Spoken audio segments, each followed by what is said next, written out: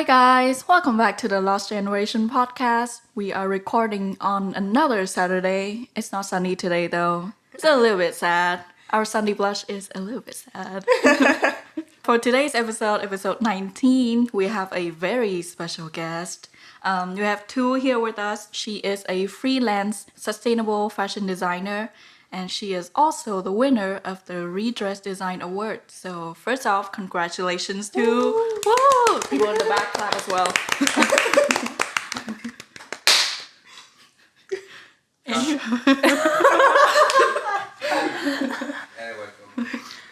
First of all, I would like to thank you for the congratulations.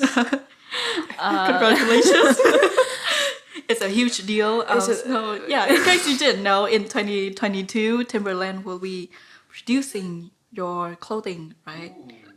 No, technically not. I will be joining Timberland, the creative team, to produce their Chinese New Year collection. It's Lunar New Year. I know, but they chose Chinese New Year. I don't dare to ask why. That's a great start. But anyway, so to tell us a little bit about yourself. Okay, so I'm a sustainable designer and I have been working on this career, I guess, for 3 to 4 years. Ooh. If you count my college years. Well, of course it's work. Of course. Oh yeah, and for the Redress Design Award, it is one of the biggest sustainable competition in the world, and it's on a global scale. And this year, they have the most amazing judges in the world. Really? So, yeah, that includes Susie Lau, the fashion blogger. Also, Ursula de Castro. She is the founder of the Fashion Revolution, which is an NGO, the most famous NGO in the sustainable fashion circle. And so this year, for the first time ever, they include the menswear prize, and I was fortunately enough to be the winner. And so I got to work with the VF Corporation and the Timberland to produce their Lunar New Year collection for 2023, and it will be centered around the tiger. It's the year of the tiger. It's the year of the tiger, and right now I've already begun working with the team, and so mostly online due to the COVID situation. Yes, but they have been really friendly, and I think it's going pretty well. So may I ask, when did you get into sustainable fashion? Oh, I think the first time that I heard about the term was in 2014. So during my second year in high school. So I stumbled upon a book called Sustainable Fashion or something. Or Ethical Fashion. It's just a collection of case studies of the sustainable or ethical fashion business around the world. And it was really interesting because at the same time I knew about the issues and also presented with a solution. So I decided to commit myself with sustainable fashion. And I have been working and studying, researching about the field for I think 6 or 7 years. So your passion became your career, in a sense. In a sense, yes. I was fortunate enough, I guess. So was you interested in fashion before that point? And then you become sustainable, or? Yeah, I think so. Actually, I was interested in every design principles. I wasn't. I haven't chose one thing before that, but during that time, I was a volunteer at both environmental activism group kind of thing, and also participate in a fashion club. So I was leaning towards fashion, and then when I knew about the issue, I just decided that, yeah, this is what I want to do. I think partly because that was when I knew how Vietnam was, or Vietnam is still one of the outsourcing countries. Outsourcing, so like apparel and textile countries. So we do play an important role in the global supply chain. And so during that time, I also knew about the pollution, especially the water pollution of China and Bangladesh, and also the exploitation of workers. And I just realized that Vietnam could well be one of the next countries. So Yeah. I felt like that this is what I could do to maybe better, like to help my home country, and while doing something that I love. Yeah, that is true. So I don't think that many people are aware of the impact that fast fashion have on not only the environment but also the people as well, and the economy even. So Yeah. can you enlighten us on the subject? Yeah, I think if we can go back to the beginning of fast fashion, it was actually in the Victorian era. So it coincided with the mass production and like industrialization of the country. And so for the next 50 or for the next century, after the two world wars, the industrialization just kept happening faster and faster. And so I think in the 60s or 70s, the people actually realized the benefits of fast fashion. So back then we call it high street fashion. High Street. High street fashion. I mean, young girls and young people in general, they only then realized like the joy of buying fastly produced trendy clothing, and they wear it for a few times and then they discard it. And it really bloomed in the starting from the 90s onwards. And I think back then the reason why it was so popular was because of the cheap price and also of how trendy or how up to date the clothing are. In the 60s or 70s or even the 80s, fashion was something quite exclusive and reserved only to the upper middle class or the rich people. So like only the haute couture or the Yeah, fashion haute houses. couture, Yeah. because the garments are really precious, are well thought out, made with really from the best artisans and the best material, silk or back then fur. And I think high street really give people, like everybody, the chance to enjoy fashion. And maybe the beginning it wasn't really so bad. However, when consumerism happened and people just keep buying and discarding without really giving it a thought, and it became a bad thing, especially how the high street companies begin shipping or like outsourcing the production process to developing countries. Um, for example, in China and Bangladesh, which are the two biggest outsourcing and also production for textile in the world, they are biggest problem of the water pollution. So in order to weave and dye, you need a lot of water, and there are also many chemicals and pollutants involved. And on the other hand, there's also the problem of exploitation of workers. Um, it's different from other industries that the textile and apparel are still really heavily depend on the human worker. So not many machines can replace human yet. You still need a seamstress to put the garment together, even though you're using a sewing machine. So there are a lot of worker and mostly women, females, girls, young girls involved, and they have to work long hours, often 12 or 16 hours per day. Also, the child labor, they are not really well paid, and they have to work in really bad working condition. And there was a really well-known accident, a disaster, you could say, that is the collapse of the Rana Plaza building in Bangladesh in 2014. It was a 7-story building, and each building are filled with garment workers. And when it collapsed, almost 3,000 people died. Oh my god. Yeah, and And it became such a big scandal that there were strikes and campaigns everywhere around the world. And that actually birthed the Fashion Revolution organization. And I think from that disaster onwards, people, so the customer, have become more aware of the devastating impact of fast fashion. Yeah.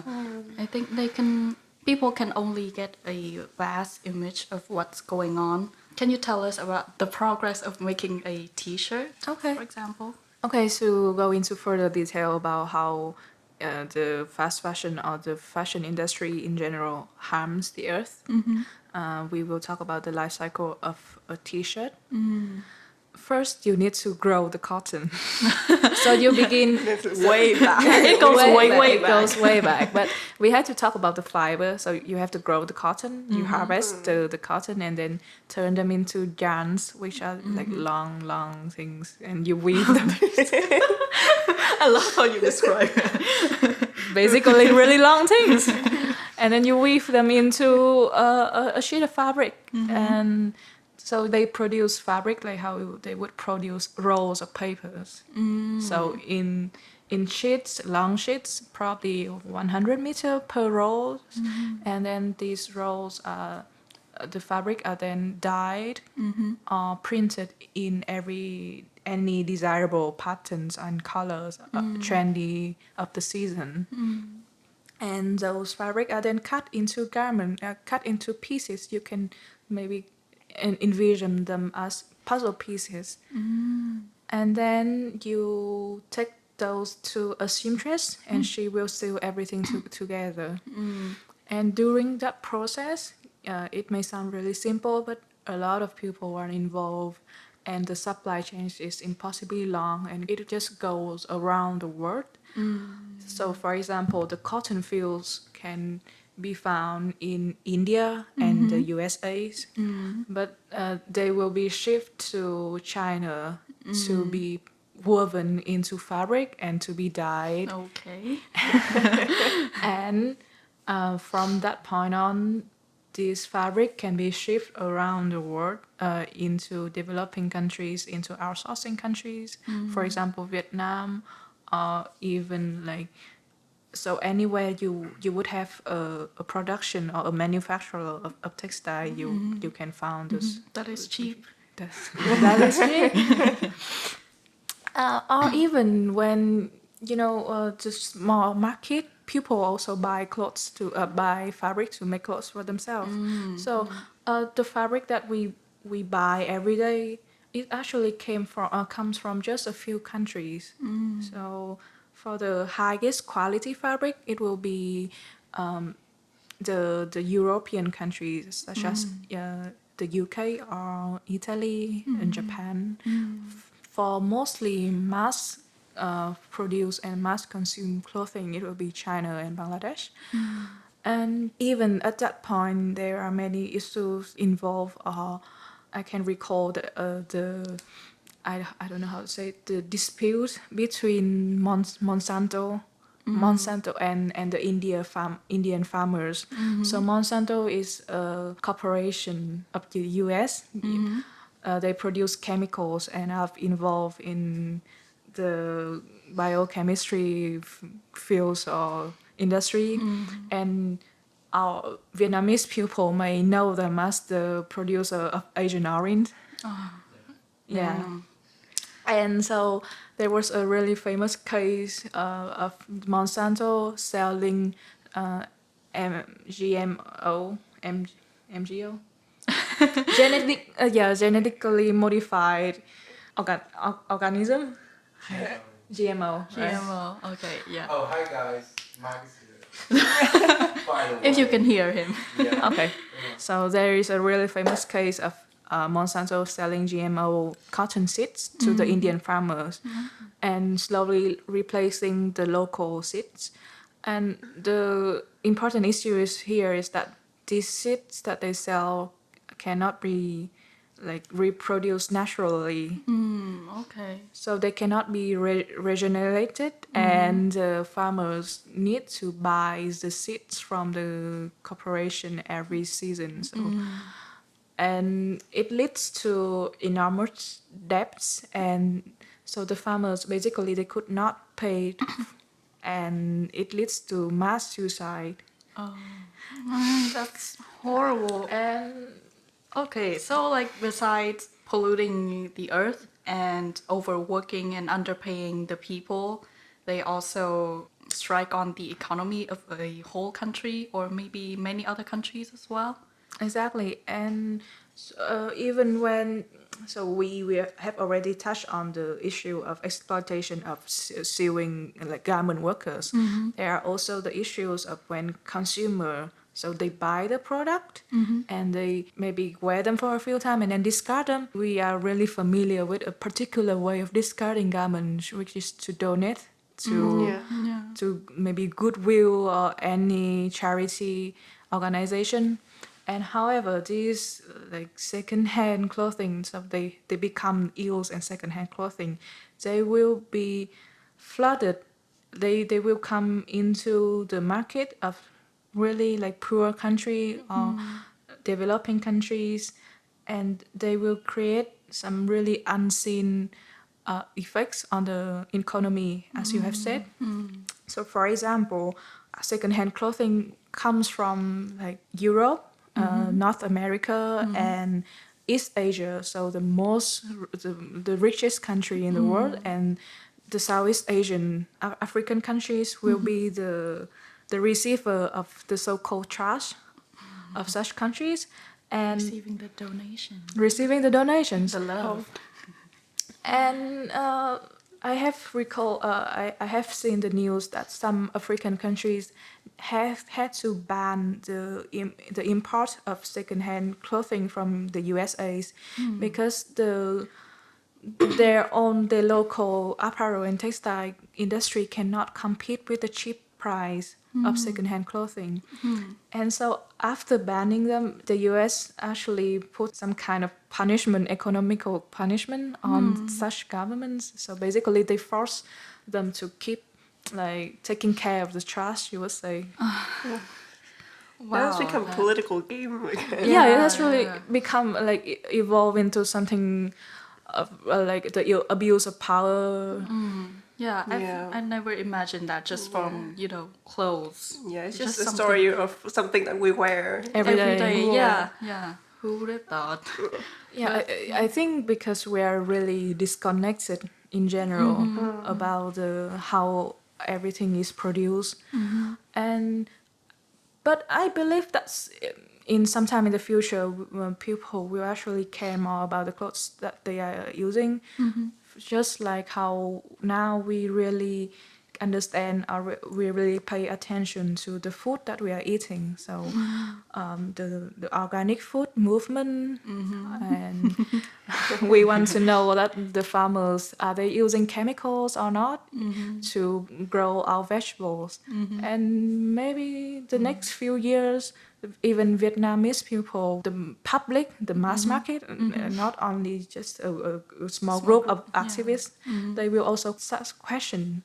Yeah, so like, are the cottons happy? So like, are the chickens happy? I feel better if the chicken's happy when I'm eating it, But what the heck? You know how they advertise the cows are really happy when they take their milk? Like, bitch, no, they're not. Yeah, fucking they are happy. they were also really happy before they take the leather. Yeah, but I feel like with clothing, it would take a much longer time compared to food because food is much, I think, closer to and like to us and how we consume it every day, and it has like a sudden, instant effect on what we're eating. Exactly. But for clothing, it's Yeah, a wow. maybe because food is like directly affect our body, so we're more conscious about it more than clothes. But as you said, since the Bangladesh disaster in 2014, fashion revolution came To be, to be. I was about to came to life. came to be.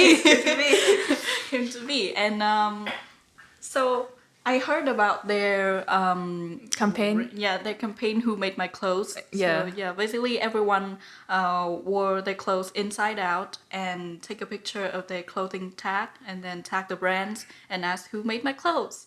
And then many brands after that actually came clear or almost clear about how the supply chains work. So yeah, can you talk a little bit more about that? Yeah, I think it was one of the most successful campaign of a fashion revolution, and they are still doing it every year, and really it has become like a fashion revolution week almost. So in commemoration of the disaster, so every month, like in April, like last week of April, the fashion revolution just organized events around the world and ask the customers to do what you said, photograph the tag, and ask the brands, ask the companies about the garment workers behind those clothes. And I think it really shows the power of the customer. It is the customer who is paying. So you have to, as they usually say, you have to vote where your money is, and you have to show that you have the power, and you can demand those information from the company, from anything that you are buying from.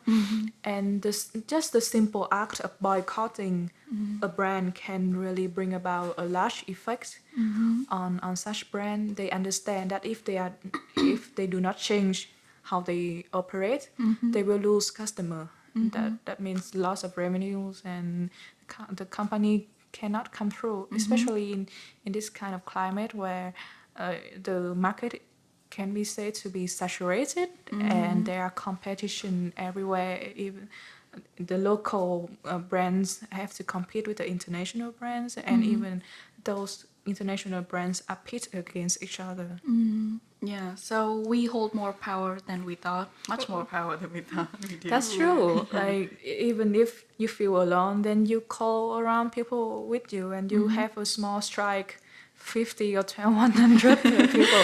I know that it is a bit difficult in Vietnam, but online campaign can also be really effective. Yeah, people online can surprise you sometimes. Yeah. So we touched on sustainable fashion, but can you tell me more about the Definition? The definition. I think it will really confuse people at first, because there are so many interchangeable terms. You may call it sustainable fashion, some say ethical fashion. There are also the slow fashion movement, eco-friendly something. And basically it means the same. However, sustainable fashion, they have the sustainability or sustainable development theories to back up. So maybe that will be the most easy to follow, because they actually have three big principles. That is like the 3 Ps. So planet, people, and profit. You have to ensure that the economic growth actually benefits or are in line with the protection of the environment and the advancement of people, of human being. And when you put that into context of the fashion industry, it is not really that difficult to understand. So to protect the environment, you have to reduce the amount of harmful chemicals or pollutants involved in the process of dyeing and producing textile. Or you may use some biodegradable or low impact materials. For example, natural plant-based or protein-based fabric over synthetics, like cotton, linen, wool or silk over polyester. Or you want to wear your garment longer, wear your clothes longer, and to have a longer life cycle of something. You don't buy it off the rack and wear it for a few days and then ship it off to some developing countries and have another 10 years old. I think it's just better to buy less clothes rather than buying from all the expensive sustainable brands and then not wearing them at all. Exactly. Like, that's the same shit, isn't it? Yes. Continue. No, but it's really true, because the fashion revolution, they are having another campaign right now, which is secondhand September. So in the months of September, we will talk about the impact of wearing your garment for longer time. So the life cycle of a garment and how you can greatly reduce the carbon footprint of your clothes just by keeping them for longer. And that is also involves in the human aspect, as I have said before. The second-hand clothing industry can have the impact on the local economy, and also sometimes it is a problem about classism, about where only people in developed country can enjoy new clothes. So yeah, I think after the fashion revolution campaign, some fast fashion did take action due to the demand from the customers, right? So can you tell us more about what they did? I think it depends on each fast fashion brand. However, they are also including the CSR into their operation. So if you go on to the website of such brands, you would actually see that they have a section about their sustainability commitment or the People Planet initiatives, anything. And well, I mean, although greenwashing is a real issue, I want to say that we as customers should support the decision, because it takes a lot of guts to come clean about what you have done and to begin a conversation with your customer and to become transparent about your own supply chain. And for example, H&M, one of the biggest fast fashion, I would say the biggest fast fashion brand right now, they originate from Sweden. And in the last 5 or 6 years or so, they have collaborated with the Swedish government to organize what is called the Copenhagen Fashion Summit. And it is actually the biggest event about sustainable fashion in the world. So it involves a lot of researchers or manufacturers. So every player in the field. And there are real results come out from this. Even in, I think, 2009 or 2010, some of the biggest clothing manufacturers of world come together to create a sustainable apparel coalition. So they try to build a system for each of the manufacturer or the retailer to judge themselves on the level of sustainability that they are at. So it's become like a guideline for the whole industry on the topic Everyone of just sustainability. hold each other accountable. Exactly. Yeah. And I think these are great. So the brands, they know that they cannot carry on that way. And so they are really trying to improve themselves. So H&M, they have the conscious clothing line. So-called conscious. So-called conscious, but you they can tried. yeah, and if you go and buy H&M in Vietnam, in Hanoi, you can see some of the clothes they have recycled cotton or recycled materials in their product, and it is also clearly labeled that it belongs to a conscious line, or the cotton is organic cotton, BSCI. Yeah, So, funny story. I actually went to an H&M store the other day, and you know what I saw? I saw the famous Timberland shoes model sitting right there in H&M, and was like, wow, they're doing great. Conscious, you know. But yeah, that's another thing about fast fashion. They rip off design from small designers and maybe big brands as well. And don't they have any laws or regulations against that? It's really hard to put such laws in the fashion industry, because you just need to change a few details of a design to call it a new design, and you cannot really like have copyright for the whole silhouette. For example, there is a case between like two luxury brands, the Christian Louboutin, the famous high heel brand. They have this iconic like red Stilettos. red stilettos, but the combination is that the black, like the black shoes with the red heel, right? Yeah. And there's another version of another brand which is all red. Okay. And even though the silhouette is a bit like similar, but the color combination is also different, and they cannot like have a case against that because they only register the or have it copyright the red soul. So really? I mean, and they are different. The underneath, yeah, I don't know the heel, The underneath the heel. the heel, This one. and I mean, it is some particular characteristics, I would say, of the fashion industry. And I actually read an article that was of this topic, replica, fake, and the issues behind that. And they say that it actually sometimes give more chance for the industry to thrive, like competition and everything. But it's true. If everything is copyrighted, it's really hard for like small designers actually to compete because they do not have the power or the money to have everything copyrighted. So they're easily stolen, for example, and they cannot win cases against bigger brands. Yeah, So that's that's like a just- gray area. Yeah. Creative properties. Yeah. It's the same with every creative fields, I guess. Yeah. Yeah. But coming back to our topic, luxury brands. I heard that they previously to the movement, they just pretty much burn all of their Yeah, stocks the if stocks. they cannot sell them, right? Yeah, it is actually quite common in the industry that the practice of burning or destroying your stock because they do not want their product to be in the hand of maybe what they would say not the target audience. It will bring down the image of the whole brand, Yeah.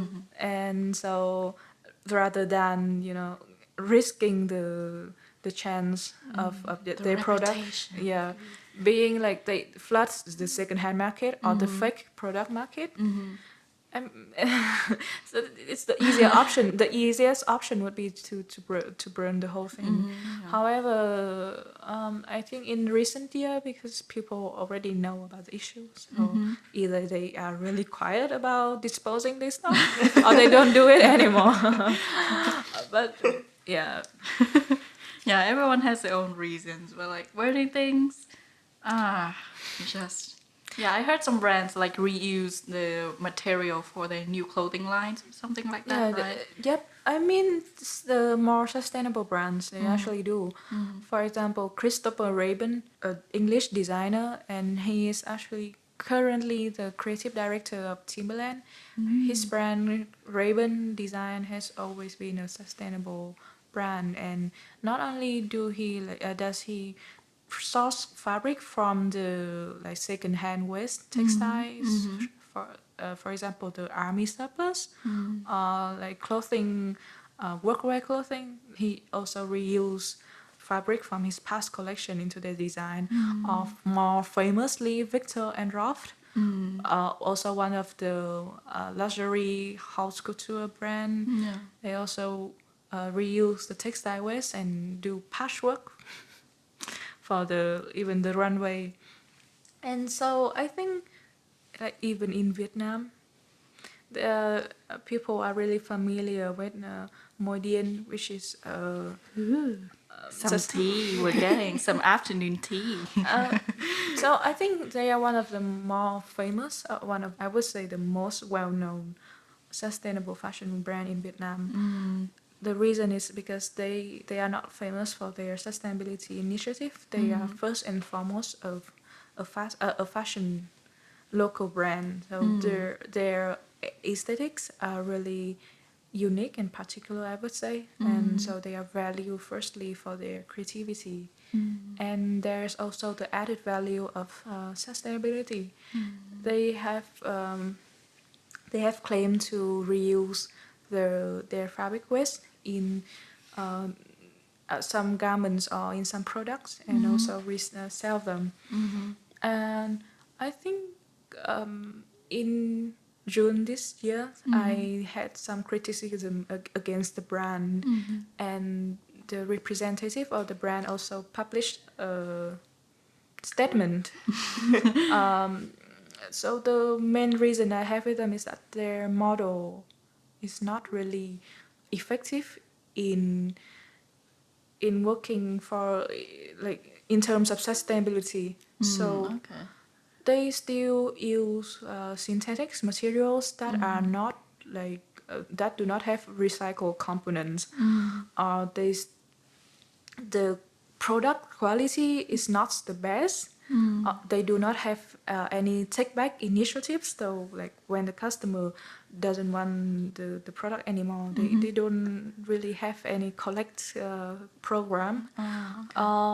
Even if you talk about the people aspect in sustainability, I have heard claims that they do not sign proper contracts with the worker, or they do not pay for the what you would say, health benefits. Well, isn't that like a really Basic. common thing? Yeah, basic and common thing. However, in the fashion industry, it's just rampant that you do not have proper Like contracts contracts and and insurance. Really? Wow. Yeah, and it just carry on. I mean, if it's another brand, then I am not surprised. But here we are talking about a sustainable fashion brand, which A is leading on the sustainable fashion on the brand. forefront of the industry, and these issues are still prevails, and that makes me question about the legit. I mean, are they legit? Yeah. The brand and the founder owner, they gave some answers to my questions, and even though I'm not fully satisfied, we at least have a conversation together, and it opened up the opportunity for everybody in the field, even the customer or some other brand owners, to see what are the issues involved in the sustainability, and the customer can have a wider view, and consider things with different perspective regarding the matter of sustainability and sustainable fashion in Vietnam. Yeah, I think the best thing about the, what should I call it? The conversation. The discussion. The discussion. Yeah, okay. So the best thing about the afternoon tea that we got is that you guys actually started a discussion. So for the people like Marc, who knows something, but not everything, he's started paying more attention about sustainable fashion here in Vietnam, right? No. Well- It's like the point that I was trying to, like getting out of Moi Dien is like, sure, like it creates a platform basically, like for people to kind of start to talk about sustainable fashion, because technically sustainable fashion is not just about fashion in a way, it's about the way of life itself, Damn. Oh, damn. Hell yeah, that's why I'm here. Oh, Okay, and he left. he left.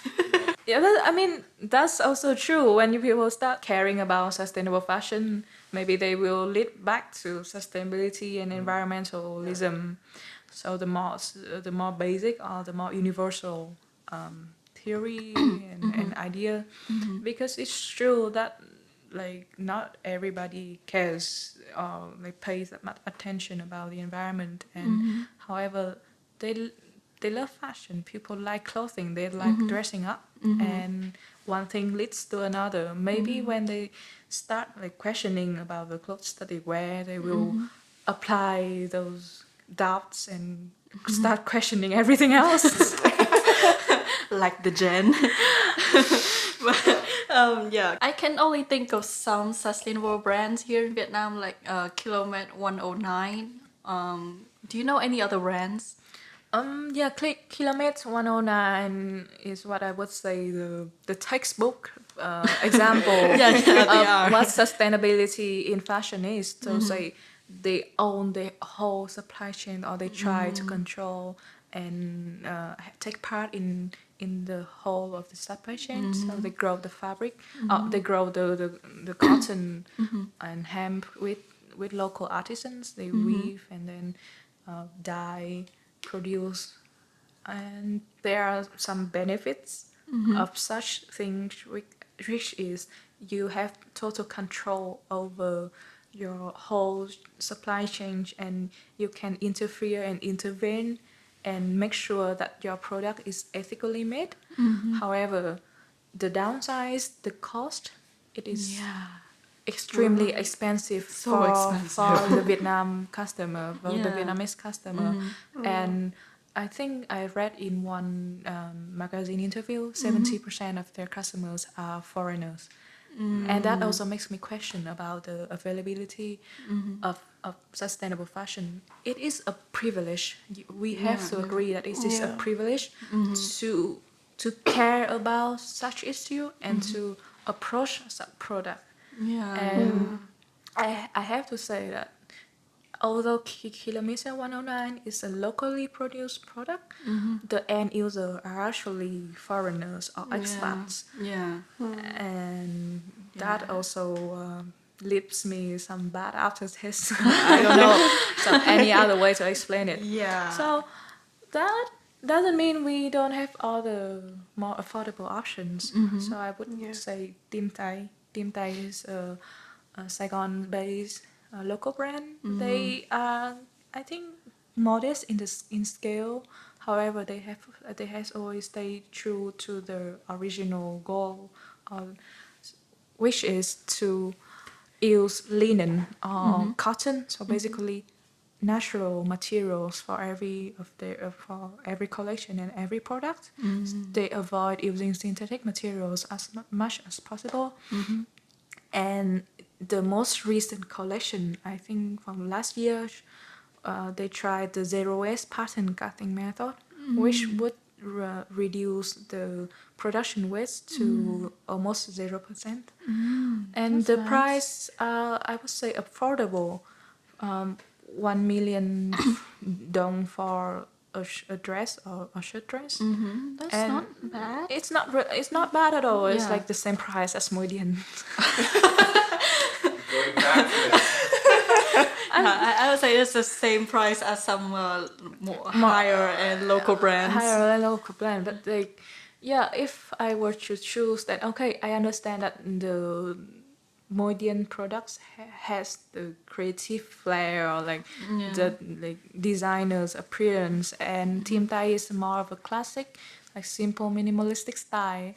And but there are also some more other options.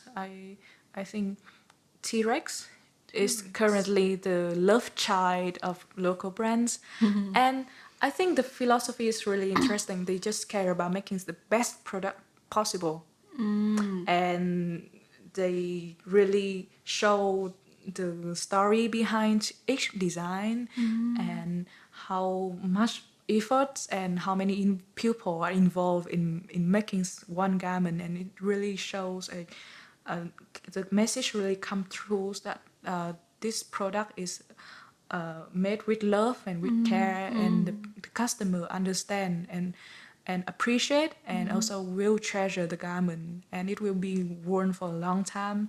There will be like it. I think it will become something like a cult brand in Vietnam, and it will spark like trade shops and like a rebuying market. And they try to be sustainable in their own way. For example, I read about one product which is the shibori dye T-shirt. So when they came to a factory, the manufacturer for knitwear that will be exported, they saw like discarded unsold stocks of T-shirt that they were produced with the wrong measurements on. So they were just sat there, and the T-Rex team actually bought the T-shirt and dyed and sell them as new products. So they try to have like more sustainable products, like upcycling and recycle in their own way. That is still true to the brand, and they create a conversation with the customer and to really produce and just focus on making the best garment possible. I think that is something that every brand should be adhere to. That is like Well, the yeah. most basic and the most important thing. You have to make good product. You do not like just produce like badly made short life cycles to make the customer return again. That is something we Yeah. call the design obsolescence. Design obsolescence is when the designer or the product itself is made to be discarded every few years. You would know that as the iPhone kind of thing. Like after every few years, you have to buy them again. Yeah. That is a strategy to bring back the customer. Yeah, they can totally do better. They just don't want to. They don't want to, and so that is, I think, one of the most like fucked up thing about Yeah, the it's like- industry and like consumerism, that Yeah, right. they force us to buy low quality product to make us like come back and buy another low quality product. Yeah, yeah. Yeah, that's like the basic, the common sense of when you make something, you want to make it the best quality and with the best intention that you can. But we are straying far away from that day by day. Damn, that is so fucking sad.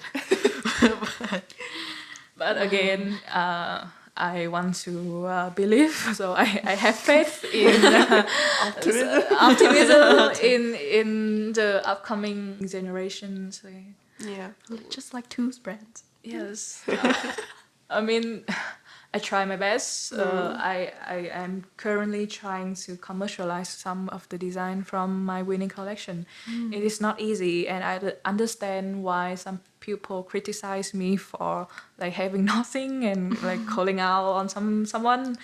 But, so right now I'm trying to put myself out there, like to actually do the work and to maybe prove to people and to myself that it is a sustainable business can also sustain itself. Yeah, that's really nice. That's really nice. Yeah. Yeah. So, do you have any advice for the consumers or the customers for a more sustainable, ethical wardrobe? I would say.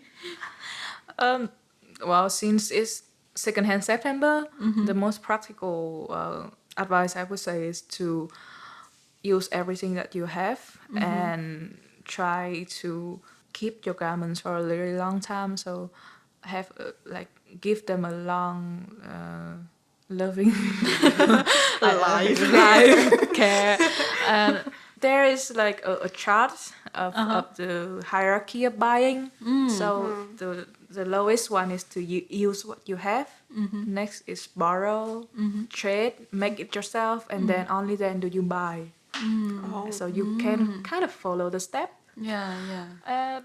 But you know, in a more like broader sense, I would say is to never stop questioning and to keep researching and keep reading about different aspects of sustainability, because I would say it is really, really complicated. And as the customer, it is really easy to buy into the marketing schemes and unproved claims of the brands or international companies. But you, as the customer, have to look deeper. You have to be conscious and really do not be passive in such dialogue. It is a dialogue, so you have the right to say, you have the right to talk back to the company and demand more information and to like ask for the proof. Yeah, I would agree with that, because as someone who is not really has the purchasing power to afford 100% sustainable product, I would say just to be proactive in understanding of what I'm consuming and demand on the information of where does it come from would be a pressure on someone else who has the power to change something. Yeah. I mean, it's true that you don't need to change the brand. You can say that, okay, I will stick with you, but you have to change, or else I will go to some other person or some. Yeah. You know, That's really nice. So, Mark, do you have any more input? What? I think like what you guys have just said is fine. I think It's fine. I think It's fine. I think the more we talk about sustainable fashion, I think the more it will become more widespread in a way. And at the moment, I think like it's still a niche thing. Like Tu said before, it's still a very foreign thing for a lot of customers. So if we talk more about it, then We can important prove topic that as there well. is a demand. Yeah. There's a demand from local people. Yeah. And Yeah. the brands have to take action then. I mean, it is a niche, and every brand is looking for the niche. Right? Right? Yeah, they're looking to please their customers. Of Like course. for the unique selling Yeah. points, finding a niche, and if we are proving that there are not enough brands with sustainable values and with affordable price, then maybe someone is going to jump on the bandwagon. Yeah. Yeah, so there's actually a lot that we can do. We can first look more into sustainable fashion. The Fashion Revolution organization actually have a branch here in Vietnam, and they do host some events.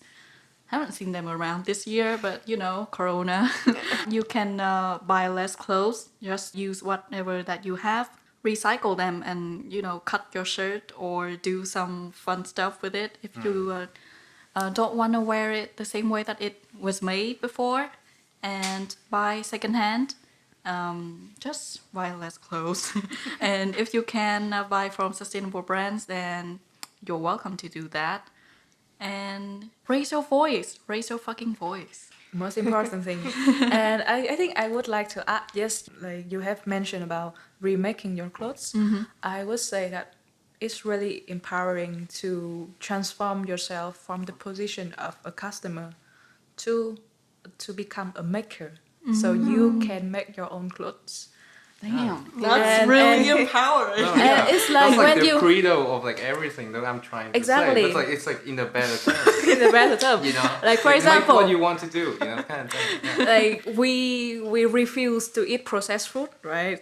So we Yeah, can refuse to take the processed clothing. Like, I mean, we can try to make the product ourselves, or to be more involved in the process. Wow, Tu just explained everything so much better than we can. Well, that's why we have her on the podcast today. So thank you for coming, and we're really happy to have you here on this Yeah. episode. Thank you for inviting me. It's been really great fun talking to you guys. It's really chill. Really chill. Really chill. I love this atmosphere. Very nice for the first time talking on the podcast. Yay! Yay. And I really hope that we can have another chat in another time. Yeah, of course.